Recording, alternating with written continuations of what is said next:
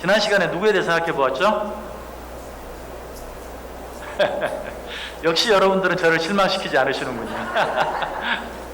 제가 생각했던 대로 기대했던 대로 다 잊어버리셨어요. 누구에 대해 생각했습니까? 예, 어거스틴에 대해 생각해 보았습니다. 어거스틴. 예, 어거스틴. 좀 더 앞으로 간다면 예수님부터 시작했어요. 예수님을 종교 개혁자다라고 말하는 것이 좀 이상하긴 하지만, 그러나 예수님은 진정한 의미에서 최초의 종교 개혁자였다. 율법주의, 외식주의, 유대주의 이런 것들로부터의 개혁을 하셨던 분이 바로 예수님이고, 이제 그 예수님의 가르침에 의지해서 잘못된 방향으로 나아가는 그런 교회의 모습들에 대해서 개혁의 기치를 든 사람들이 생각하는데, 우리가 종교개혁 시대, 지난 시간에도 말씀을 드렸죠. 올해가 종교개혁 500주년. 그렇다면 500년 전이면 정확하게 1517년 루터가 비텐베르크 성교회 정문 앞에 95개조 조항문, 면죄부가 잘못되었다는 95개조의 반박문을 붙인 그날, 1517년 10월 31일, 그날로부터 500년이 되는 오늘을 종교개혁 500주년 기념이다 라고 말한다고 그랬어요. 그래서 종교개혁하면 바로 1517년부터 말하는데, 이미 이 시대 이전에도 종교개혁의 선구자라고 할 수 있는 그런 자들이 있었다 하는 것을 이야기하면서 300년대 중간부터 400년대 중간까지 시대에 살았던 어거스틴, 그야말로 진정한 종교개혁의 선구자라고 할 수 있다. 왜? 그것은 어거스틴이 주장했던 은총의 교리, 오늘 우리들의 말로 하면 은혜의 교리, 구원은 우리의 행위로 얻는 것이 아니라 은혜로 얻는 것이다 라는 것을 어거스틴이 주장했어요. 그렇게 하게 된 배경이 있었죠. 어거스틴은 우리가 알 것처럼 죄를 많이 지었어요. 방탕한 생활을 했었어요. 그래서 그 죄의 무게에 늘 시달렸어요. 그래서 그 죄의 무게를 벗어버리기 위해서 수도원에 들어가서 온갖 고행을 하면서 애를 많이 썼는데 자유함을 전혀 느끼지 못하는 거예요. 어떤 그 자기의 그 죄의 무게에서 벗어날 수가 없었어요. 그러던 가운데 오직 의인은 믿음으로 말미암아 산다는 그 믿음의 교리, 은혜의 교리를 깨닫게 됐고, 비로소 거기에서 참 구원의 기쁨, 자유함을 얻고 은혜의 교리를 우리에게 가르쳐 주었어요. 물론 그 전에 없었던 것은 아니지만 교회가 잘못되어 가면서 이 은혜의 교리에 대해서는 잘 알지 못하고 그것은 가르치지 아니하고 오직 행위적인 것들만 가르치는 그런 가운데 있을 때 어거스틴이 은혜의 교리를 이야기했다. 자, 어거스틴은 300년대 사람이었다. 우리가 말하는 종교개혁은 언제라고요? 1500년대. 굉장히 갭이 많죠? 약 1200년의 갭이 있죠? 그러면 이 어거스틴 이후에 마르틴 루터가 종교개혁을 시작하기 전에는 다른 인물들이 없었는가? 역시 있어요. 어거스틴은 아마 여러분들이 어떤 책을 봐도 종교개혁자라고는 거의 나오지 않아요. 제가 여러분들에게 개인적으로 진정한 종교개혁의 선구자라고 말할 수 있다라는 차원에서 말씀을 드렸고, 이제부터 얘기하려고 하는 사람들은 여러분들이 종교개혁에 관한 그런 책을 보거나 이런 인터넷을 보면 종교개혁의 선구자 혹은 종교개혁 이전의 개혁자라고 소개되는 사람이 있어요. 그 가운데 첫 번째 사람이 누군가, 알도라는 사람이에요. 알도. 자, 그런데 그 사람에 대해서 이야기 전에 이 종교개혁 이전의 종교개혁가가 일어날 수밖에 없었던 당시의 상황, 어거스틴 이후에 교회가 어떤 식으로 흘러갔는가. 그러니까 300년대 이후, 300년, 400년대 이후 교회, 그 당시 교회는 뭐예요? 오늘날 우리가 말하는 중세 로마 가톨릭 교회죠. 로마 가톨릭 교회. 그 당시 교회가 어거스틴 이후에 어떻게 흘러갔는가? 크게 두 가지로 이야기할 수 있어요. 한 가지는 어거스틴이 어거스틴 수도원을 굉장히 장려했다고 했죠.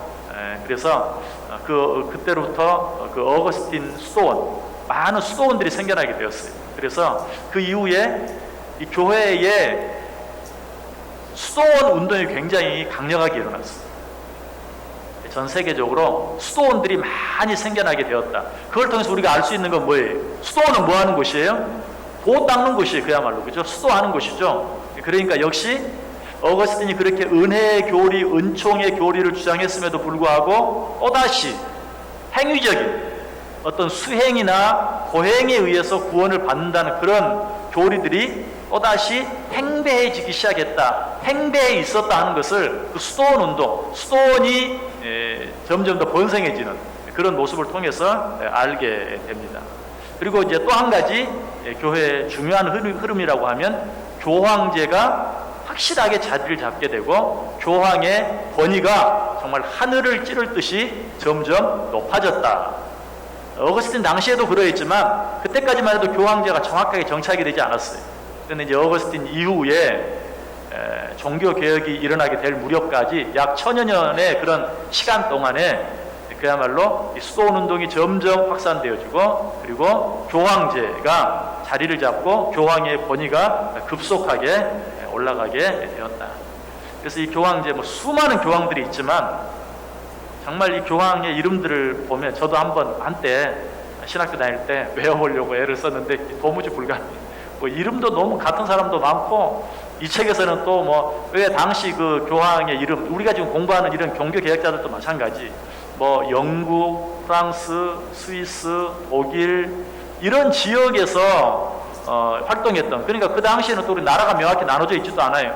프랑스에서 태어나서 스위스에서 활동하고, 칼빈만 해도 그런 경우거든요. 그래서 이름도 여러분 칼빈이라고 알고 있지만 또 원래 이름은 칼뱅, 이름도 막 3가지 4가지로 책마다 다 틀려가지고 도무지 어떻게 알아볼 수 있는 방법이었어요. 참 어려웠어요. 수많은 교황들이 있었어요. 그런데 그 가운데 딱 2사람만 생각해 본다면, 첫 번째로는 대레오, 그레이트 레오라고 하는 대레오 교황이 있어요. 자, 첫 번째 사진 한번 보여줘 보세요. 별 의미가 있는 것은 아니지만 바로 이 사람이 대레오, 그레이트 레오라고 말하는 레오 교황입니다. 이 사람이 왜 중요하냐면, 이 사람은 교황, 우리가 지금 말하는 포프, father라는 의미예요. 아버지라는 의미입니다. 포프라는 의미는 아버지, father라는 이름에서 온 의미인데, 그런 의미, 교황이라는 이름을 최초로 사용한 교황이 바로 그레이트 레오, 대레오 교황이었다. 그리고 또 한 사람을 든다면 그레고리 1세, 그레고리 1세. 자, 두 번째 사진 한번 보여줘 보세요. 이 사람이 바로 그레고리 1세입니다. 이 그레고리 1세는 아주 정치적으로나 행정적으로 아주 탁월한, 굉장히 능력이 많은 그런 교황이었는데요. 이 사람이 크게 잘못한 것 한 가지는 이 어거스틴이 강조하고 주장했던 은혜의 교리를 완전히 변질시켜 버렸어요. 그레고리 1세 이 교황이 은혜의 교리를 다시 한번 완전히 행위적인 그런 교리로 바꿔버린 그런 사람입니다. 그래서 이 그레고리 1세 교황이 고행을 굉장히 강조했어요. 고행이 뭔지 아시죠? 막 내 몸을 힘들게 하고 내 몸을 아주 핍박하고 그렇게 함으로 말미암아서 어떤 내 죄나 잘못이나 이런 것들로부터 벗어날 수 있다, 사죄를 받을 수 있다. 그런데 이 고행은 크게 3가지로 나누어집니다. 하나는 진정한 회개, 이거는 나무랄 게 없죠. 진정한 회개. 그리고 두 번째는 고해. 이건 뭔지 아시죠? 사제들에게 자기들의 죄를 고하는. 그러니까 먼저 내가 진정으로 회개를 해야 될 뿐만 아니라 그것으로는 충분하지 않아요. 진정한 회개를 하고 그 죄를 사제들에게 고해야 돼. 이게 바로 고해성사, 고해죠. 두 번째가 고해. 그리고 세 번째는 고해만 한다고 되는 게 아니에요. 그 죄에 대한 대가를 치러야 돼. 그렇게 해서 쉽게 이야기하면 내가 지은 죄에 대한 그런 대가를 충분히 치름으로 하나님을 만족시켜야 돼. 그게 바로 고행이죠. 고행. 그래서 첫 번째 진정한 회개, 두 번째 사제들에게 자기들의 죄를 고하는 고해, 그리고 세 번째 내가 지은 죄에 대한 합당한 대가, 고행. 그래서 심지어는 어때요? 그냥 높은 성당 계단을 무릎으로 기어 올라가는 이런 것들도 무릎으로 기어 올라가는 고통스러워요. 무릎이 찢어지고 거기서 피가 나고 그 고통이 심하면 심할수록 어떤 내가 지은 죄에 대한 대가를 그만큼 상쇄하는 거예요. 이런 것들이 언제부터 시작된 이 그레고리 1세 때부터 그레고리 1세가 고행을 주장하면서 고행은 3가지라고 그랬어요.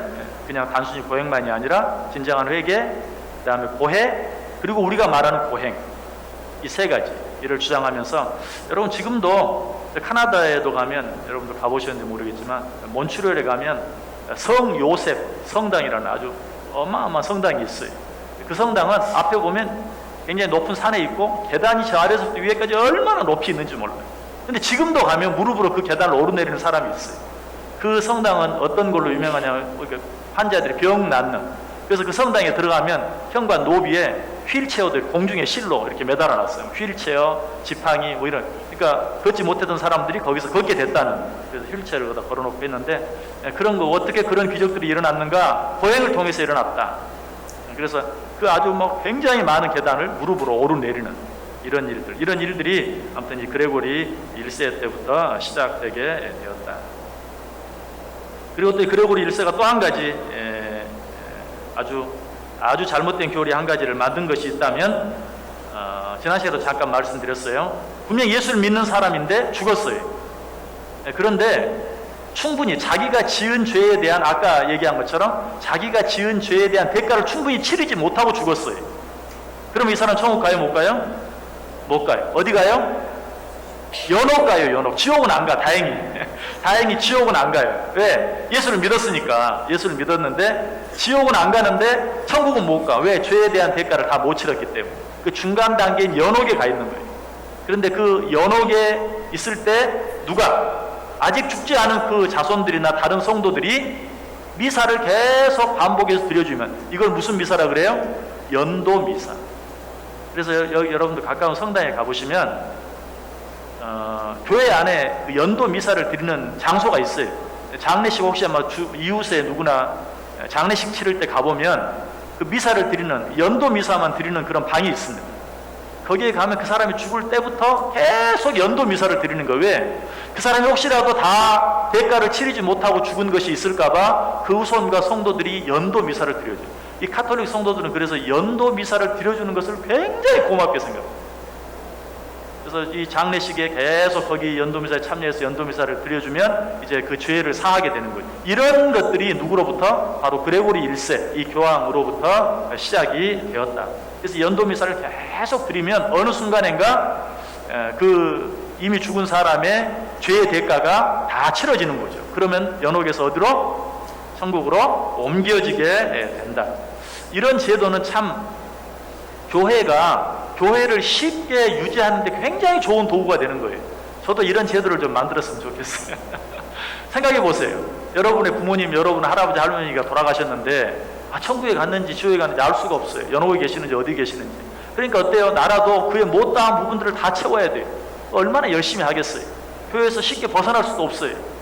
자기 자신을 위해서도 그렇지만 자기 조상들을 위해서도 함부로 할 수가 없는 거예요. 그러니까 바로 이런 것들을 만들어서 교회가 교인들을 좀 더 효과적으로 잘 통제할 수 있는 그런 제도가 만들어진 셈이죠.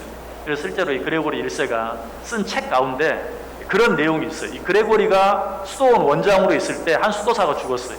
그런데 그 수도사는 자기 죄에 대한 대가를 충분히 치르질 못했어요. 그래서 그레고리 이 수도원장이 그 수도원에 있던 수도사들에게 명령합니다. 지금부터 저 수도사를 위해서 연도미사를 계속 쉬지 말고 드려라. 그랬더니 30일이 지난 후에 이 죽은 수도사의 영혼이 나타나서 다른 수도사에게 내가 연옥에서 천국으로 옮겼노라 라고 이렇게 다른 수도사에게 이야기해 주었다라는 내용이 이 그레고리 1세 교황의 책에 그대로 기록이 되어 있는 것을 봐요. 글쎄요, 그런 어떤 체험을 해서 그가 그런 걸 주장을 했는지 그렇지 않죠. 그 전부터 뭐 주장을 했겠죠. 왜?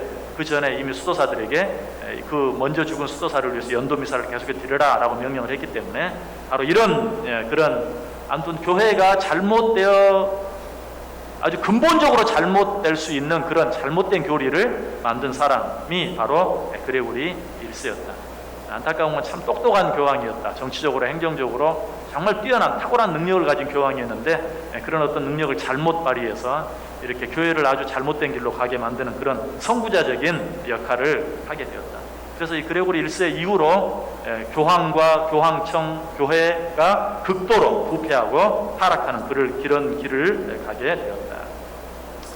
그리고 종교개혁의 선구자들이 나타나기 전, 어거스틴 이후에 종교개혁의 선구자들이 나타나기 전 또 약 짧게는 800년, 길게는 약 1000년 이런 기간 동안 있었던 또 한 가지 중요한 사건을 이야기하면 7세기경에 있었던 아랍인들의 득세.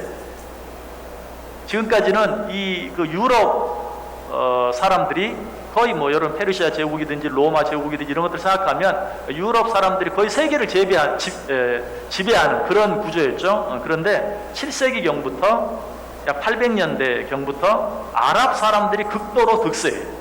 그렇게 된 배경 가운데는 누가 있는가? 여러분이 잘 안다고 하니까 이상하지만 여러분이 잘 아는 모하멧이 있어요. 모하멧. 이 모하멧은 아주 부유한 그런 상인이었어요. 이 모하멧이 사실은 고리도금을 해서 돈을 번 사람이라고 그래요. 돈을 아주 많이 벌었어요. 그런데 어느 날 하나님의 음성을 말씀 가운데 듣습니다. 어떤 가난한 모든 자에게 내 재물을 다 팔아서 주고 너는 나를 따르라. 어쨌든 성경에 있는 말씀, 마가복음에 있는 그 말씀을 듣고 이 모하멧이 은혜를 받았어요. 그래서 실제로 자기의 모든 재산을 팔아서 가난한 자들에게 다 나누어져요. 근데 재밌는 것은 부동산은 안 팔고 다 자기 와이프에게 다 줬어요. 부동산은 안 팔고 다 자기 와이프에게 주고 돈은 다 가난한 자들에게 나누어 주었다. 그래서 이 모하멧이 이제 득세를 하면서 모하멧이 우리가 잘 아는 뭐죠 또? 역시 우리가 잘 아는 우리는 잘 모르는 코란이 어떻게 생겼죠? 모하멧이 천사 가브리엘로부터 계시를 받아서 쓴 책이 바로 코란이죠. 코란. 그래서 이 모하멧이 코란을 쓰고 그는 말해요. 나는 새로운 종교를 만드는 것이 아니다. 이미 선지자들과 그리고 아브라함이 그리고 예수님을 통해서 만들어진 그 종교를 내가 완성시키는 것뿐이다. 이렇게 얘기해요. 모하멧은 내가 새로운 없는 종교를 만드는 것이 아니고 선지자 아브라함으로부터 그리고 예수에 이르기까지 이미 있어진 그 종교를 내가 완성시키는 것이다. 모하멧은 하나님을 믿습니까? 안 믿습니까? 무슬림들은 하나님을 믿습니까? 안 믿습니까? 하나님 믿죠? 하나님 믿어요. 그리고 구약 성경도 믿습니다. 그런데 거기에 뭘 더한 것이죠? 코란을 모하멧이 가브리엘로부터 받았다는 코란을 겸한 거기에 이제 더한 것이죠. 그런데 모하멧은 예수님을 믿진 않아요. 예수님을 인정하지 않는 게 아니에요. 예수님을 인정해요. 그런데 예수님을 아브라함 이후에 또 하나의 선지자로만 인정을 해요. 하나님으로 인정하지 않아요. 구세주로 인정하지 않아요. 예수님을 선지자로. 그러니까 아브라함이라는 선지자도 있었고 그리고 또 예수라는 선지자가 있었던 거예요. 그리고 자기 자신도 그 선지자 가운데 하나예요. 그래서 아브라함으로부터 예수님 때까지 그리고 이제 자기 자신에까지 그렇게 해서 결국은 자기가 기독교를 완성시키는 그런 사람으로 자기 자신을 소개합니다. 어쨌든 이 당시에 중요한 일 하나가 바로 7세기 약 800년경에 이 모하멧이 일어나서 모슬렘이 극도로 번창하게 되었다. 그래서 이 지중해를 중심으로 당시에만 해도 교회가 초대교회로부터 시작해서 지중해 중심으로 온 저 유럽 지역, 소아시아 지역, 이 모든 지역에 다 기독교 지역이었는데, 그러니까 그때는 물론 카톨릭 교회죠. 어쨌든 그 기독교가 전 세계를 지배하고 있었는데 이 모하멧이 들어서면서부터 모슬렘 세력이 그 모든 지역들을 장악하기 시작해요. 급속도로. 자, 그런데 왜 이런 현상이 일어나는가? 이걸 이야기하고 싶어서 이야기를 하는 거예요. 왜 이런 현상이 일어나는가?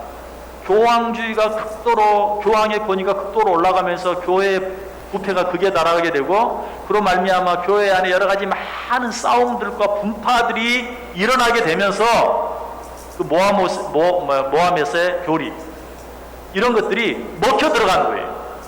그래서 그런 어떤 교회의 염증을 느낀 자들이 좀 더 쉽게, 좀 더 잘 모슬렘, 이 모하멧의 가르침에 따르기 시작했다.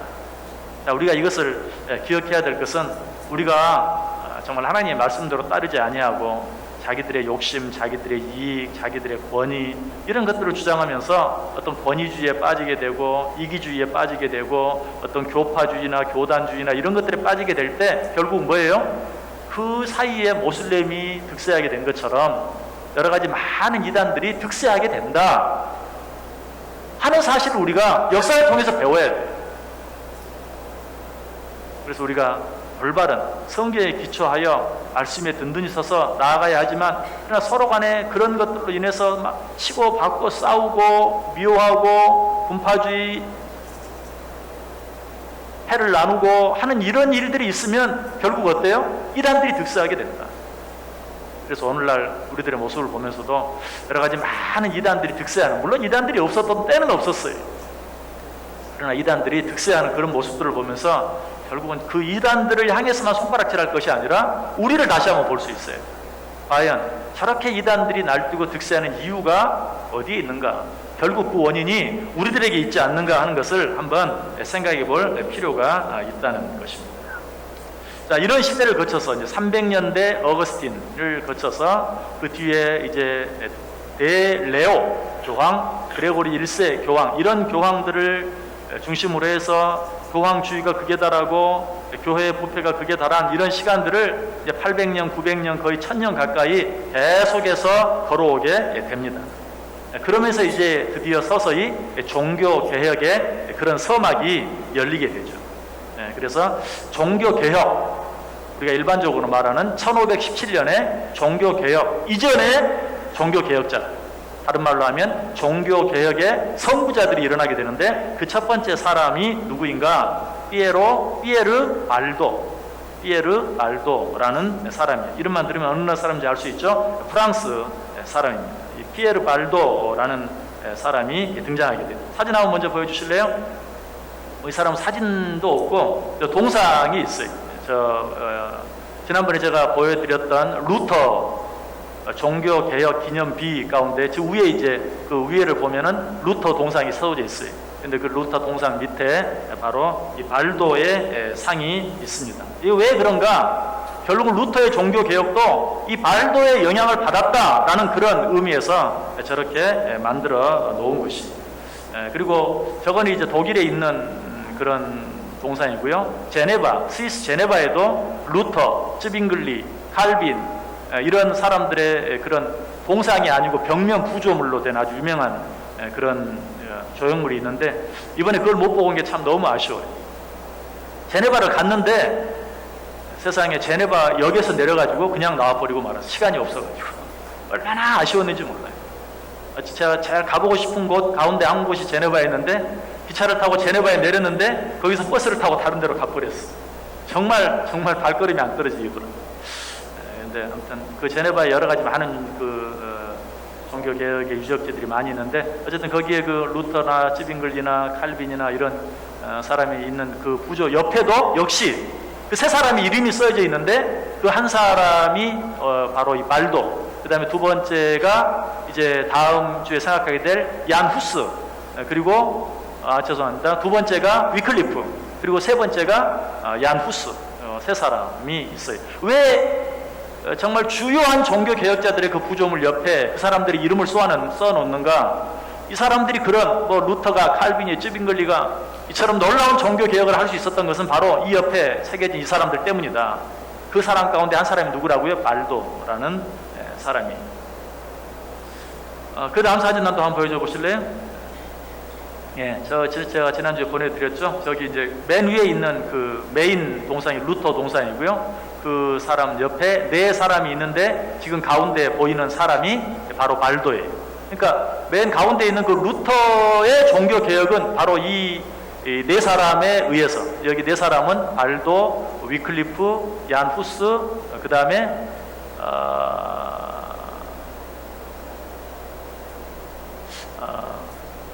쯔빙글리 아닌데, 아무튼 그 네 사람이 지금 거기 있어요. 그러니까 참 의미 있게 만든 거예요.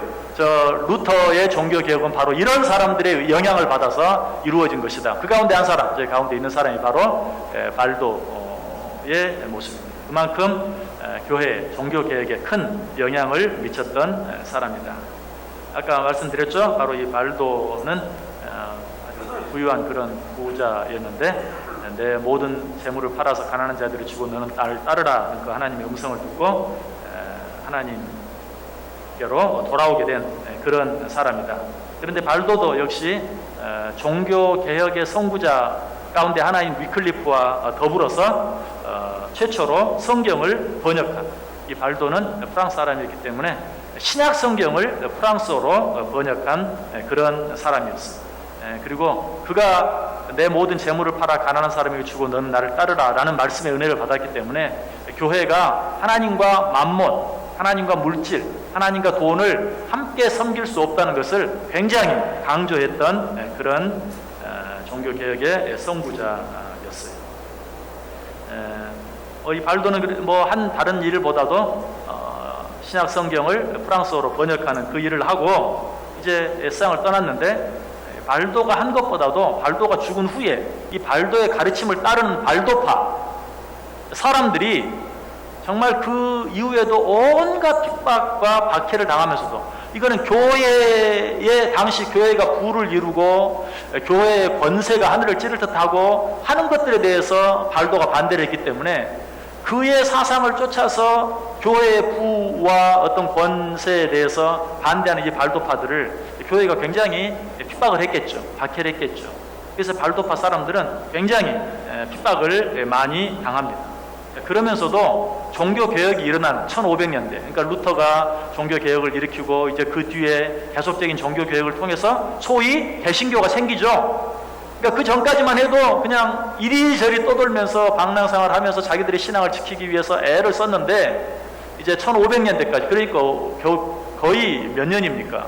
발도가 400년대 사람이니까 1500년대까지 1000년 이상을 그런 정말 오랜 핍박과 박해를 당하면서도 신앙생활을 하다가 1500년대 소위 개신교가 생겨났을 때 이제 개신교와 서로 연합을 하는, 지금까지도 이 발도파 교인들이 있어요. 전 세계적으로 많지는 않아요. 이들은 지금도 극도의 그런 어떤 청빈 생활 이런 것들을 강조하기 때문에 전 세계적으로 4, 5만 명 정도의 성도를 가진, 교파적으로는 감리교와 연합해서 발도파 감리교라는 그런 이름을 가지고 지금도 있습니다. 그래서 어쨌든 이 발도가 종교개혁의 그런 선구자적인 역할을 했다. 성경을 프랑스어로, 신약 성경을 프랑스어로 번역하고, 그 다음에 그런 청빈 생활을 통해서 교회 부에 대해서 반박하고 반대함으로 종교개혁의 어떤 그런 횃불을 든 사람 가운데 한 사람이다. 역사가들은 말합니다. 발도가 그런 종교개혁을 하지 않았더라면 여러분이 잘 아는 아시스의 성자 프란체스코 보다도 훨씬 더 사람들에게 존경을 받고 사랑을 받는 그런 인물이 되었을 것이다.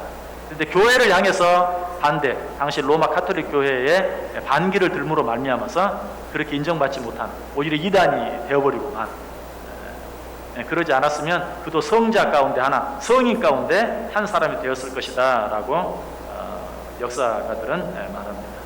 어쨌든 이 발도의 영향을 받은 그 발도파들이 후에는 이제 칼빈이 종교 개혁을 일으킬 때 칼빈의 사촌이 역시 또 성경 번역을 또 하기 시작합니다. 아까 발도는 신약 성경만 번역을 했기 때문에 이 칼빈의 사촌인 올리베탕이라는 사람이 성경 전권을 이제 번역하기 위해서 애쓰는데, 발도파들은 그 발도가 했던 일, 신약 성경을 프랑스어로 번역한 일, 그 일을 우리가 마무리해야 되겠다 하는 의미에서 재정적으로 칼빈을 도와서 성경 전체가 프랑스어로 번역될 수 있도록 돕는 그런 일들을 하기도 했습니다.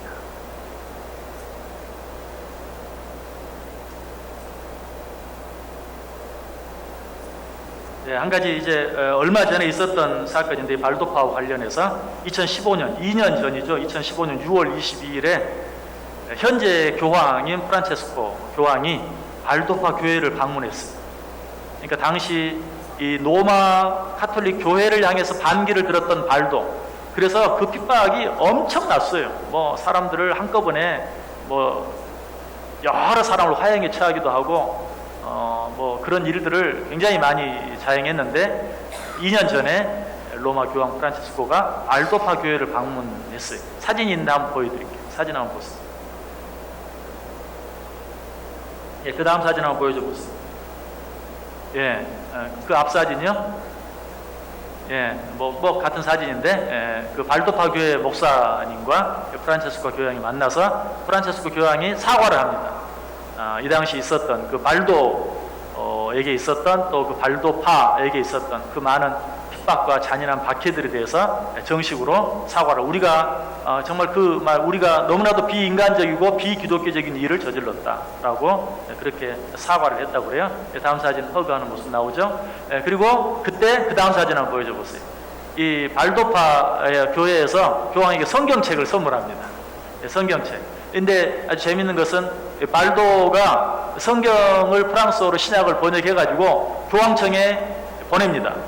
이 성경을 인정해달라. 성경은 반드시 모든 성도들에게로 돌아가야 한다를 주장하면서 이 성경을 인정해달라고 보냈는데 거절당했죠.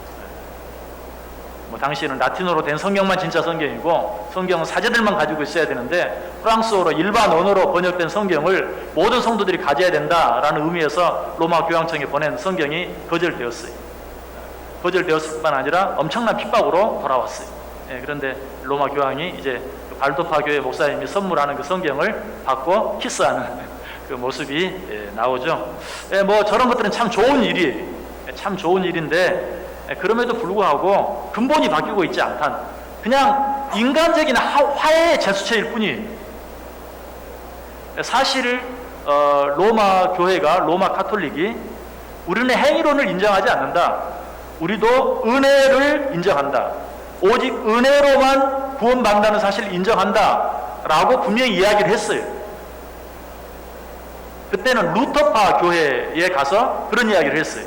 우리도 오직 은혜로 구원 얻는 것을 인정한다. 분명히 그렇게 얘기를 했는데 여전히 로마 카톨릭은 바뀌지 않아요. 그렇게 얘기를 했음에도 불구하고 그거는 그거고 여전히 어떤 행위주의에 입각해서 계속해서 나아가고 있는 그런 모습을 보게 돼요. 그래서 어떤 저런 것들은 어떻게 보면 이런 거예요. 어떤 인기를 위한 화해하고 화합하는 모습을 보여주기 위한 그 WCC가 그렇죠. 전 세계 연합, 전 세계 교회의 연합 얼마나 아름답습니까? 그 기침한 내걸 생각하면 그러면서도 그것이 인간적인 제스처일 뿐이지 진정한 의미에서의 복음에서의 말씀에서의 화합을 말하는 것은 아니라는 거 이게 문제죠. 로마 카톨릭이 저런 제스처들을 취하는데 저렇게 하면 정말 근본적으로 뭔가 바뀌어야 되는데 여전히 그렇게 하지 못하는.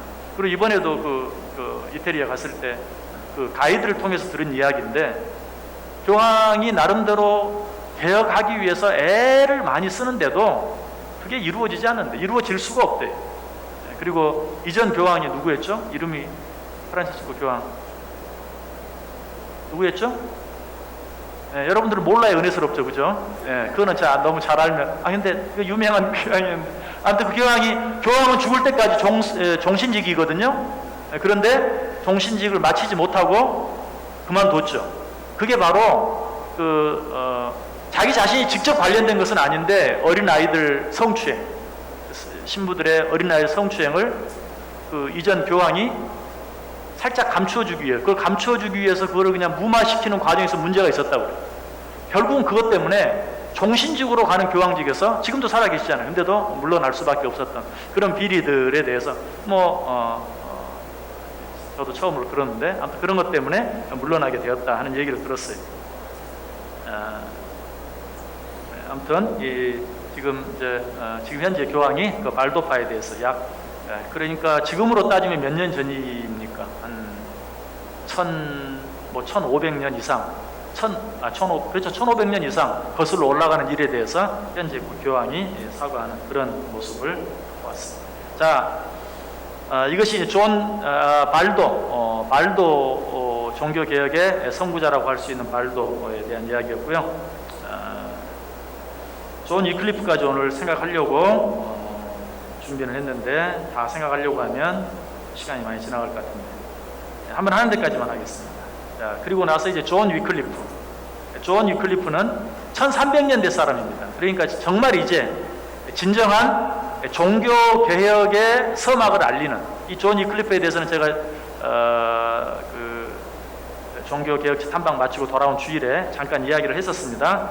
존 위클리프는 1324년에서 1384년에 살았던, 그러니까 루터가 종교개혁을 일으킨 게 1500년이니까 루터의 종교개혁, 우리가 말하는 종교개혁 약 200년 전 사람이라고 말할 수 있죠. 그런데 왜 존 위클리프가 역시 종교개혁 이전의 종교개혁자, 종교 개혁의 선구자가 될 수 있었는가? 역시 그도 성경을 번역한 사람이었기 때문에. 아까 알도는 프랑스어로, 그런데 위클리프는 영어로 성경을 번역합니다. 이 일련에서 그는 개혁의 샛별이라는 별명을 갖게 되는데요. 이 존 위클리프에는 옥스퍼드 대학의 아주 훌륭한, 옥스퍼드 대학에서도 인정하는 그런 훌륭한 교수였습니다.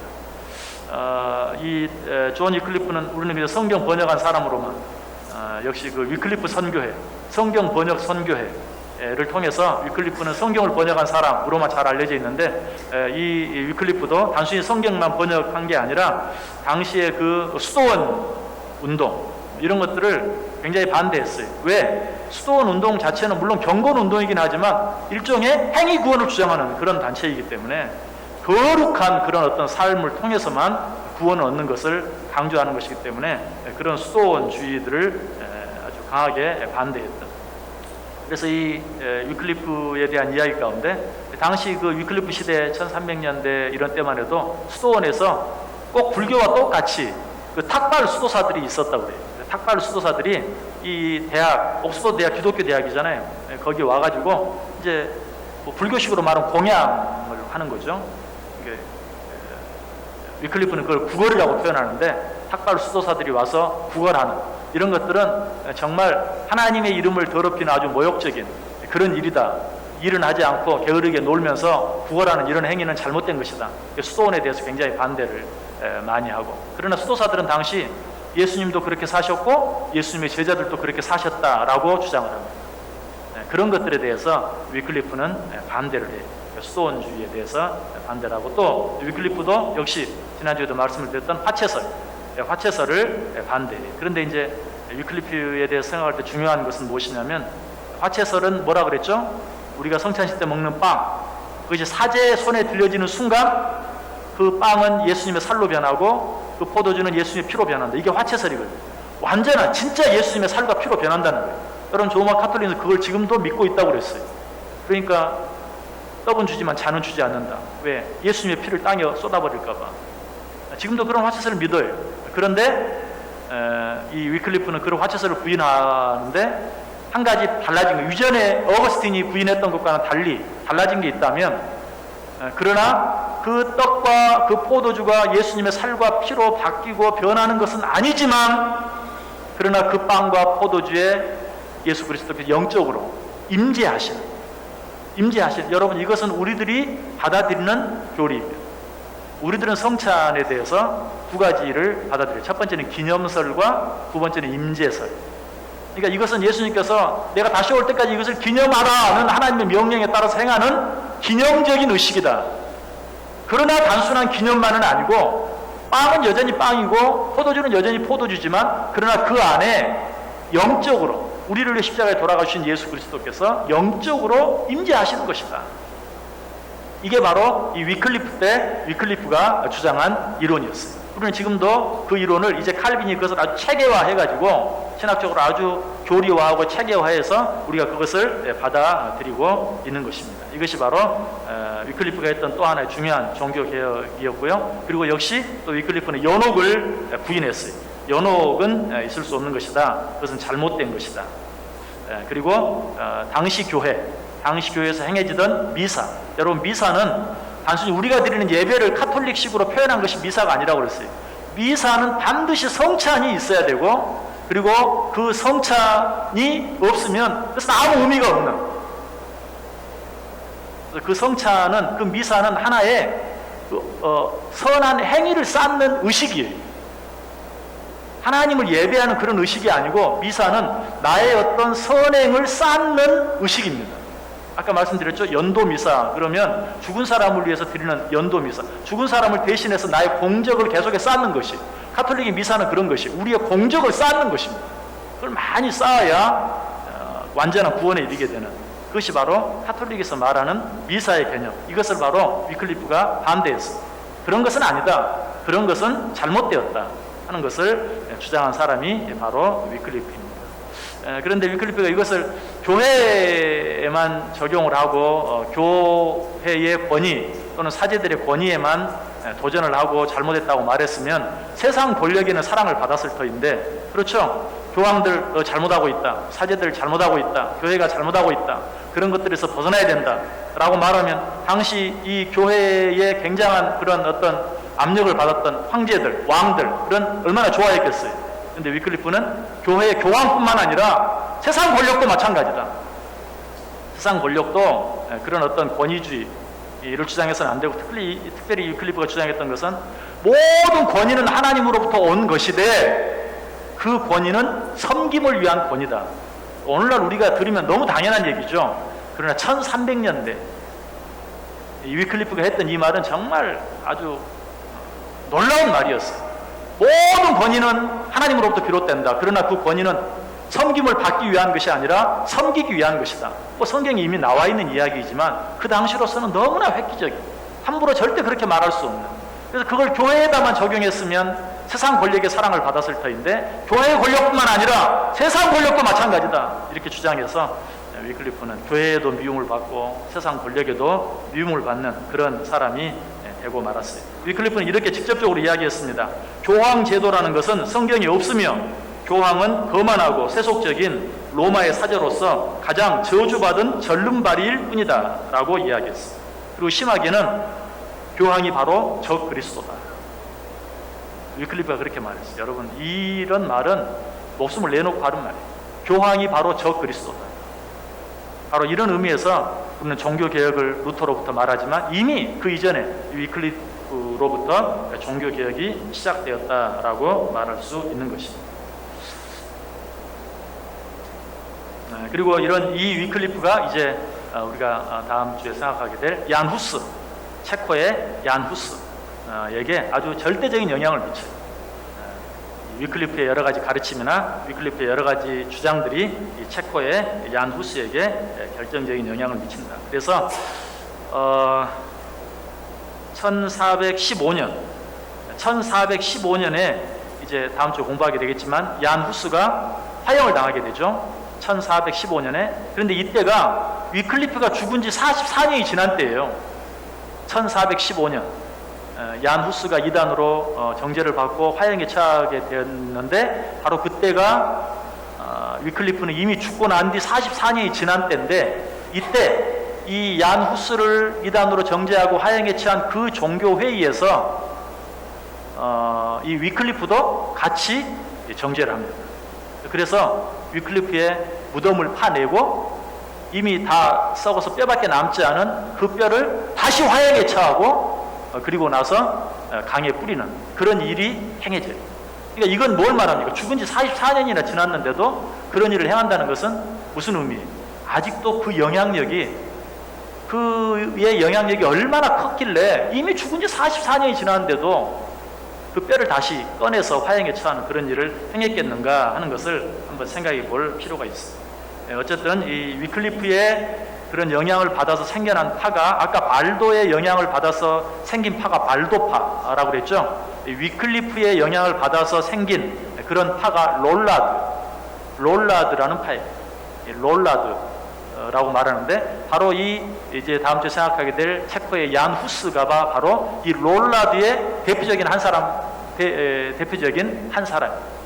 그래서 이 위클리프로 말미암아서 얀 후스가 이제 계속해서 본격적인, 얀 후스도 루터보다 약 100여 년 전 사람이지만 그러나 이 얀 후스로부터 본격적인 그런 종교개혁이 이제 시작되게 되죠. 다음 주에 생각해 보기로 하고요. 바로 이런 차원에서 1300년대 사람이었던 이 위클리프를 종교개혁의 샛별, Morning Star of the Reformation 이라고 부르는, 종교개혁의 시작, 종교개혁의 새벽별, 종교개혁의 샛별이라고 불리는 사람이 되었다. 자, 그럼 다시 한번 이제 정리하면서 이야기할 수 있는 것은 우리가 생각했던 어거스틴, 그리고 발도, 그리고 위클리프, 그들의 종교개혁의 시작이 어디서부터 했는가? 성경이었다는 거예요. 성경. 그래서 이제 종교개혁의 모토, 오직 성경. 이것은 얼마나 중요한지 몰라요. 자, 다시 한번 우리 지난 시간에 공부했던 종교개혁의 세 가지 모토, 오늘 사진을 준비 안 했죠? 여러분 외우십니까? 따라서 해보세요. 솔라 그라티아, 솔라 그라티아, 무슨 뜻이죠? 오직 은혜. 예, 영어로 생각하면 쉬워요. grace. 예, only grace. sola gratia. 두 번째, sola fide. sola fide. 이건 뭘까요? 오직 믿음. 예, 영어로 얘기하면 faith. 예, only faith. 오직 믿음. sola fide. 세 번째는 sola scriptura. sola scriptura. 크게 따라서 해보세요. sola scriptura. 마음에 들 때까지 하면 안 끝낼 거예요. sola scriptura. 발음이 좀 어렵습니까? sola scriptura. 오직 성경. 예, 자, 우리말로 한번 해보죠. 자, 오직 은혜, 오직 믿음, 오직 성경. 예. 종교 개혁을 통해서 복잡한 여러 사람들이 이야기를 하지만 결국은 이 세 가지다. 오직 은혜, 오직 믿음, 오직 성경. 예, 우리가 벌써 이제 세 사람을 통해서 그들이 얼마나 이 오직 성경, 특별히 오직 성경, 오직 믿음, 오직 은혜 여기에 정말로 매여 있었던가 하는 것을 알게 되는데, 우리도 정말 이 세 가지를 늘 기억하면서 그것을 붙잡고 신앙생활을 할 수 있기 위해서 애를 쓸 수 있어야 된다. 자, 우리 이 시간에 같이 한번 기도하겠습니다. 종교개혁 500주년이 되었습니다. 왜 종교개혁이 일어나게 되었는가? 왜 종교개혁 이전에 여러 가지 많은 잘못된 이단들이 판을 쳤는가? 결국은 교회가 부패하고 타락했기 때문에 오늘날 제2의 종교개혁이 필요하게 된 이유가 무엇일까? 우리들이 오직 성경, 오직 믿음, 오직 은혜에 매달리지 아니하고 혹시라도 정말 이기주의적인 그런 마음에 인간적인 그런 행위적인 그런 것들에 사로잡혀 있기 때문은 아닌가 다시 한번 돌아보면서 오직 믿음으로 오직 성경으로 오직 은혜로 돌아갈 수 있게 해주옵소서. 우리 한번 같이 한 목소리로 기도하겠습니다. 사랑과 은혜가 충만하신 아버지, 은혜